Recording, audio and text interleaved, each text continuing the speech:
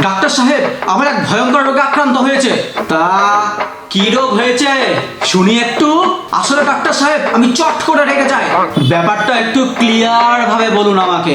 শালা সরেন না, তুই একটা কথা বলে বুঝাস না। কি আর ডাক্তার মানে কি? যা শালা, তোর মতো ডাক্তারকে আমি দেখাইলাম না, অনেক ডাক্তার পড়ে আছে। যা ভাগ এখান থেকে।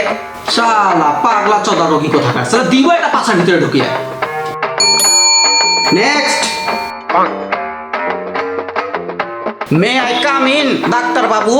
এই যে মশাই, বাবু বাবু একদম বলবেন না, বলে দিলাম। কে ডাক্তার বাবু?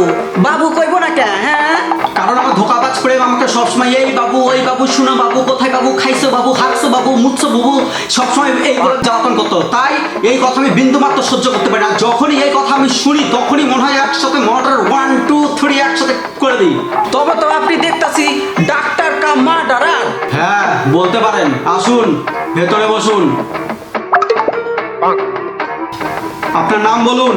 আগে ডাক্তার, নাম কইলে আপনি আবার আমারে মার্ডার করবেন না তো? আশ্চর্য তো মশাই, আপনার নাম বলে আমি আপনাকে মার্ডার করতে যাবো কেন? হ্যাঁ, কারণ আমার নামের সাথে আপনার প্রেম জড়াইয়া আছে। আরে ধুর মশাই, আমার পদ না চেপে চটপট নামটা বলুন। না না না না না না, আগে আপনি আমারে কথা দেন যে নাম কয়ার পর আপনি আমারে মার্ডার করবেন না।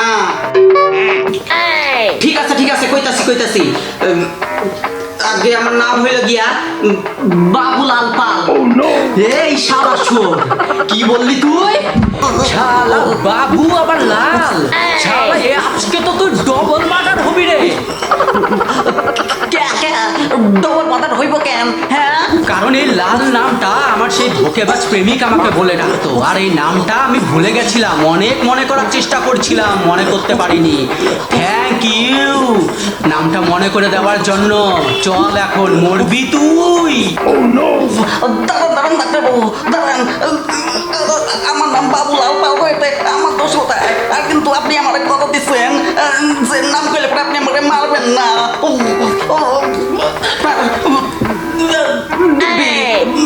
সাইরান আমারে। ওকে, হ্যাভ এ রিল্যাক্স। এই দিব্যিটার জন্যই বেঁচে গেলেন, নইলে না এখনই মর্গের সিঁড়ি করতেন। হ্যাঁ, সাক্ষাৎ বাবা জবের দর্শন হয়ে গেল এই ভর দুপুর বেলায়। নাও হ্যাভ এ রিল্যাক্স। আচ্ছা, আপনার অ্যাপয়েন্টমেন্ট স্লিপটা দিন। আগে আমি স্লিপ পরে তো আসি নাই, জুতা পরে আইছি। Okay wait. কি আর কইব আপনাকে, এই মাত্র 70 কেজি। আমি বলতে চাইছি বাইরে থেকে যে স্লিপটা দিয়েছে ওটা। আগে ডাক্তার, ওই কাগজটা লাগতো বুঝি।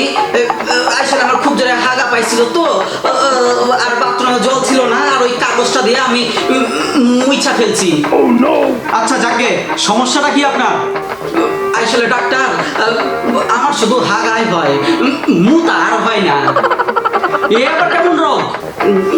আগে হ্যাঁ ডাক্তার, না হলে কি আমি না ছুঁচে আসি?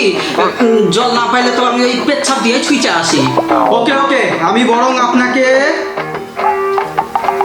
এই ওষুধটা দিচ্ছি। এই ওষুধটা আপনি 2 ফোঁটা খেয়ে বাইরে অপেক্ষা করুন। 2 ঘন্টার মধ্যে আপনার পেচ্ছাপ পাবে, আর সেই পেচ্ছাপটা এই বোতলে ভরে নিয়ে আসবেন। আমি আপনার পেচ্ছাপ টেস্ট করব। নেন। আগে ডাক্তার স্যার, আমি কইতেছিলাম যে পেচ্ছাপটা আপনি নিজে টেস্ট করবেন নাকি অন্য কেউ এসে টেস্ট করবো? হ্যাঁ, আমি নিজেই টেস্ট করব। হ্যাঁ, যাক তবে ডাক্তার, আপনি টেস্ট করলে বরং ভালোই হইব। হ্যাঁ। 2 hours later.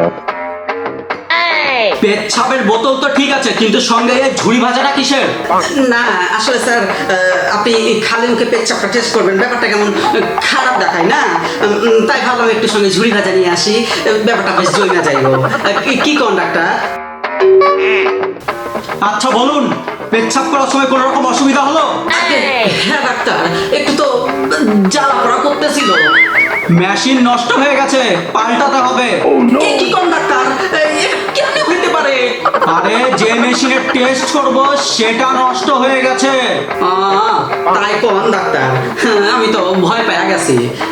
আচ্ছা ডাক্তার, পেচ্ছাপ না হওয়ার জ্বালাই না আমার সারা ঘুম আসে না, একটা ঘুমের বড়ি টড়ি দেন না? আমি তো আপনাকেই খুঁজছিলাম, কারণ আমার একটা নাইট গার্ড দরকার রাত জেগে থাকার জন্য। ঠিক আছে ডাক্তার, আমি তাহলে আসি এখন। হ্যাঁ, কি বলছেন? কোথায় চলেন পথ উল্টে? আমার ফিসটা তো দিয়ে যান। কি আমি পরীক্ষা দিছি নাকি যে আপনাকে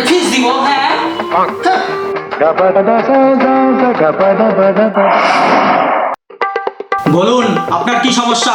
আচ্ছা স্যার, আপনি কি সত্যি কইতাছেন যে আমি চশমা নিলে আমি পড়তে পারবো? অবশ্যই পারবেন, আমার গ্যারান্টি। আসলে স্যার, আমি তো কখনো লেখাপড়া শিখি নাই, তাই এটা যাই না আমার খুব আনন্দ লাগলো যে চশমা নিলে আমি পড়তে পারবো।